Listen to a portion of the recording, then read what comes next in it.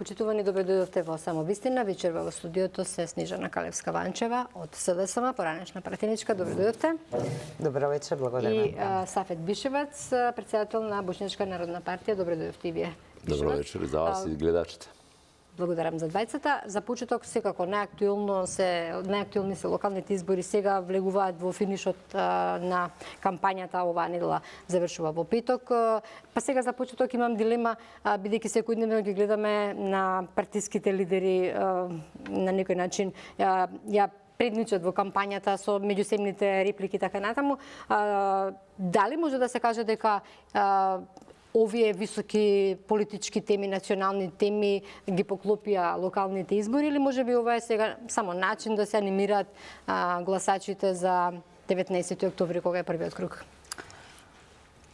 Мислам дека има од се по нешто.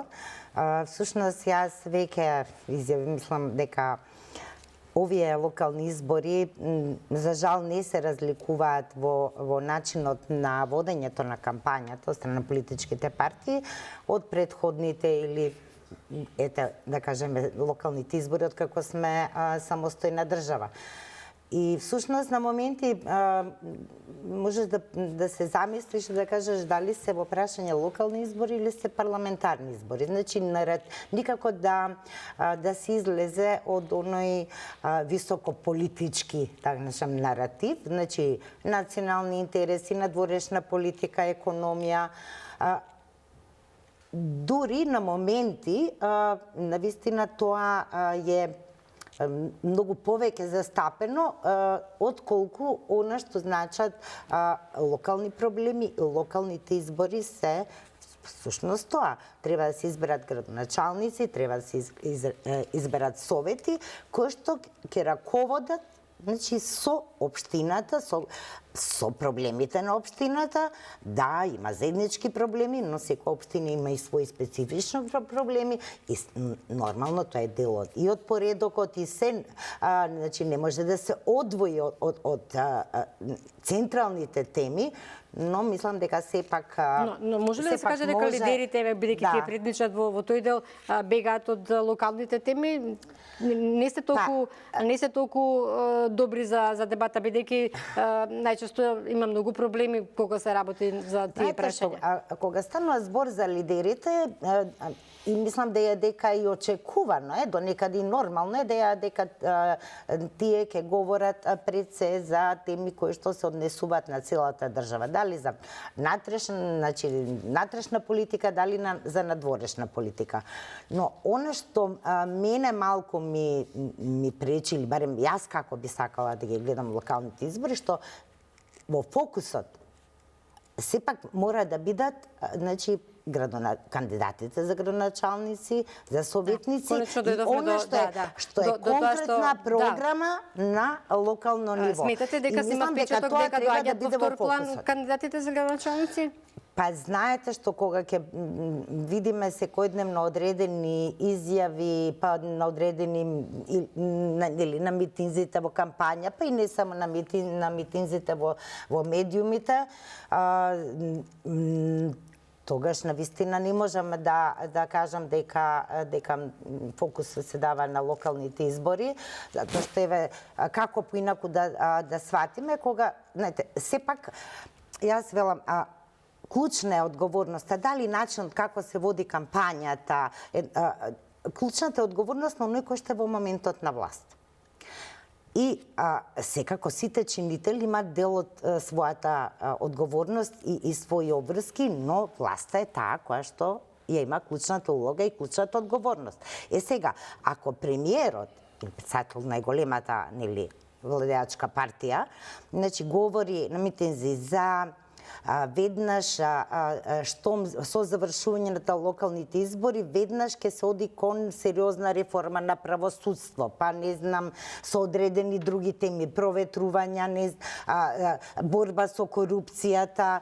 Значи тогаш се поставува прашање дали ова се друго што се случува на локалните избори е неважно. Да, добро, ги слушаме кандидатите секој Или ден со пак проектите. или пак второто прашање, дали треба да се чека да поминат локалните избори за да ние зборуваме посериозно за економијата, економскиот развој, за надворешната политика, за ЕУ интеграциите или за реформи во правосудството, за борбата против корупцијата. Не можам никако да ја најдам таа поврзаност, зошто мора да чекаме сега да завршат локалните избори. А беше вие што мислите еве за истото прашање? Знаете, локалното е дел од општото, од заедничкото. И апсолутно не можете да ги одвоите на начин сега ќе зборуваме само за локални проблеми, немаме да зборуваме за политика, водење на државата, односите во земјата, односите со меѓународната заедница, Европската унија, НАТО и така натаму. Тоа се теми кои се поврзани и кои имаат репрекусии на нашиот секојдневен живот. Значи, тоа дефинитивно е поврзано со нашиот секојдневен живот. Јас не би се согласил до крај со оценката дека на овие, барем јас, на овие митинзи на кои присуствувам како дел од коалицијата Твоја Македонија, предводена од ВМРО-ДПМН, апсолутно кандидатите за председател на Совет, носителите на листите за советници и кандидатите за градоначалник, апсолутно зборуваат исклучиво и само за проектите кои ги планираат и кои треба да се направат. Да, секако зборуваат, да. Па затоа велам, тие си... Зборуваме за лидерите, бидејќи знаете, вие лидерите на политичките партии не можете да ги одвоите од милието, од амбиентот. Не ги одвојуваме, сакам да кажам да. Дека од политиката со која се управува државата, од проблемите со кои се соочува државата, зависи и степенот на остварување на оние ветувања кои ги даваат кандидатите за градоначалници. Ако вие имате власт која, да речеме, не ја интересира помошта кон општините, што сега не е случај, се разбира, но што го спомна и Калеска, вашето функционирање со општина, за жал, во системот како што е поставен, во многу нешта зависи од вашиот однос кон власта на ниво на државата. Ако таа ве кочи, ако таа не ви помага, ако таа не учествува во заедничките проекти, ви имате проблем со остварување на оние ветувања кои ги давате на граѓаните. Имате проблем. И тоа е било секогаш и веројатно ќе биде и секогаш, барем кај нас на овие простори. Суштината е друга. Вие во оваа понуда, во која лидерите зборуваат и за национални теми, да видите што ви се нуди како кандидат, како човек, за да ја предводи општината, за да го предводи Советот. Ќе се дообјаснам. Може ли вака? На синокишните митинзи и Филипче и Мицковски, Македонија е пред избор. И сега речи се истата риторика. Дали сте за развој, дали сте за ова. Значи, зошто овие локални избори треба да се избор? Па мора да се избор, Бети. Како инако? За патот по кој што ќе продолжиме. Така е. Затоа е избор. Затоа и велам. Затоа и беше моето првично прашање. Што лидерите на тој начин ги повикуваат симпатизерите, гласачите да излезат во што поголем број на локални избори, бидејќи излезноста на локалните избори е секогаш помала од оние на парламентарни. Значи, ја не гледам проблем во тоа. Проблемот ми е друг. Дали во таа понуда, во тоа миле, во тие односи кои ги бараат и ги застапуваат лидерите на политичките партии, локалните заедници ќе можат да си го најдат вистинското место. Тоа ми е мојата. Иначе дека ќе повикуваат. Да, дека локалните избори ќе одредат еднината на Македонија. Па ќе одредат. Добро. Верувајте ми дека ќе ја одредат, затоа што од тие локални избори ви зависи во какво место ќе живеете, со каква хигиена ќе се соочувате, понекаде и какво здравство ќе имате, да не зборам какво школство ќе имате. Бидејќи сега основните училишта, директорите ги именуваат градоначалниците по закон. Не е мала работа. Еден од клучните сегменти на секој општество е образованието. Ако таму градоначалниците доведат исклучиво партиски кадар, да речем, без разлика на знаењата, вештините и така натаму, вие од локално ниво го уништувате. Апсолутно да, претпоставам дека ги одбират најдобрите кандидати, најподготвените. Господја Ованчева... Па да, имате пример, денеска заврши судскиот процес против екс-градоначалникот, се уште е актуелен, Меркол во Струга, за едно такво партиско и незаконско вработување. Да. Значи, не е тоа баш така мала тема за која треба да се зборува. Да. Господја Ованчева, да. Апсолутно се согласувам во тоа дека ни случајно не е мала тема. Локалните избори се многу важни избори од аспект на секојдневното живење и функционирање на секоја општина, односно на нашето општество. Централната власт тука мислам, можеме повеќе да дискутираме зошто и како имаме во одредени ситуации преклопувања, па не до крај дефинирани надлежности, децентрализацијата се уште не е целосно завршена и за жал, мислам, она што го гледам дека некако мислам дека се нема волја да општините вистински се развиваат онака како што граѓаните сакат и дале доверба на програмата која што понудиле градоначалникот заедно и советниците. Туку многу работи се поврзани со централната власт. И од аспект и позитивно, но и негативно. Негативниот пример ние го имаме со градот Скопје. Градоначалничката актуелна, која што беше кандидат на влијачката партија, поддржана, значи комплетно, после година и пол дена се соочи со блокада. Не навлегувам сега дали советот бил крив, градоначалничката или, но знаеме дека се доведовме во ситуација да не функционира градот, што е суштински. Јас денеска прочитав некаде во порталите, премиерот вели значи за град Скопје, која сме веќе, дека веднаш значи нормално убеден дека нивниот кандидат ќе победи Орце Георгиевски. Ќе се кажат граѓаните, да, дека веднаш потоа една од клучните работи ќе биде завршувањето на клучката кај Момин поток. Сега јас се прашувам, дали ние треба такви клучни работи кои што биле отпочнати, таа клучка отпочната во времето на Петре Шелегов како градоначалник. 4 години се уште не е завршена и сега имаме ветување дека затоа што ќе победи Орце Георгиевски.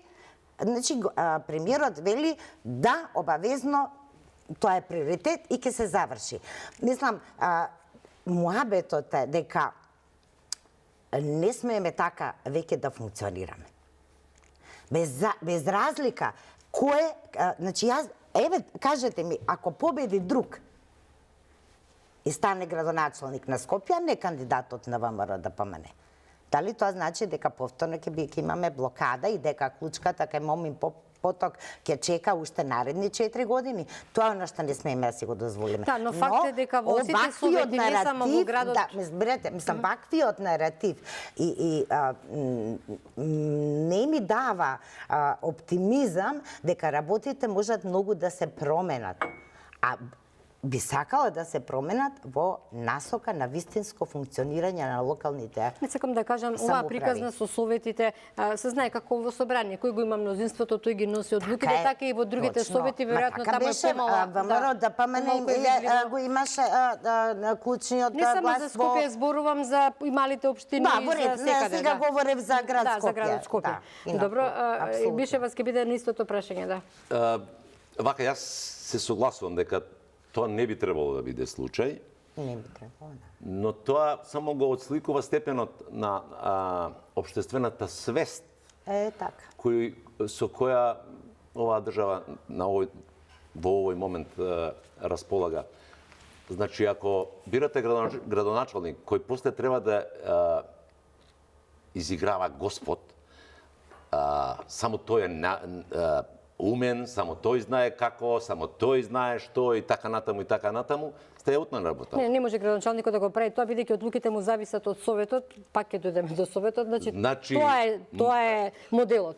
Тоа е моделот, но за таков модел треба но да имате... важен е... Бети, треба да имате човек кој е свесен за односот на силите во градскиот, сега зборуваме во градскиот парламент. Да го менаџирате таму морате процес, да менаџирате, таму морате да се договарате, таму морате да правите компромиси. Да, мора да ви биде во собрание, као во собрание. Таму морате да покажете степен на демократска свест и разум. Кандидатот за градоначалник, односно градоначалникот мора да најде начин, како ќе се договори со Советот. Затоа велам, морате да бидете подготвени на компромис. Бидејќи вие сте им ветиле на гласачите. Не смеете да бидете исклучиви. Не сте вие ни најпаметниот, ни најмудриот, со најмногу знаење. Ако така се поставите, сте на работа од почеток. И сигурно. Апсолутно. Затоа мислам дека барем во сега кога сме веќе кај локални избори, бар по дел на скопските општини со делот од независни листи, бидејќи општина Центар, на пример, каде што има гледам сериозна бројка на независни листи и каде што може да дојдеме во ситуација каде што градскиот советот на општината ќе биде составен од 7-8 политички партии. Јас мислам дека тоа е многу добро. Тоа е добро, апсолутно, бидејќи и градоначалникот ќе мора да ја разбере и ќе биде свесен дека мора да си прави компромиси и дека целта заедничка и на Советот и негова мора да биде доброто на граѓаните, а не исклучиво на неговата партија. Мора да прават компромиси. Интересот на неговата партија мора да биде дел од општиот интерес за општо живење, за подобро утре за сите нас. И апропо тоа што сте ветиле дека ќе ги решите проблемите. И конечно да се разбере дека поголемата репрезентативност и застапеност во советите, исто како во националното собрание, но ги прави поодговорни. Убедена сум само квалитет. Само квалитет. Така да тоа е тоа. Тоа е апсолутно така. Партиите се водени од партиски интереси и вие не можете да ги обвинувате. Тоа е така. Ќе биде интересна битката, господјо Ванчева, во Центар. Таму се сега знам. Таму е вашиот кандидат Герасимовски. Ќе биде ова сепак еден голем тест за СДСМ. Дали сепак ќе ја задржите општината? Интересно во смисла на тоа дека поранешните ваши, ако можам така да кажам, сопартици, знам која што произлезен или од на некој начин од заминувањето на СДСМ, но сега имате тука таа битка. Дали сте оптимистични во однос на Центар? Да.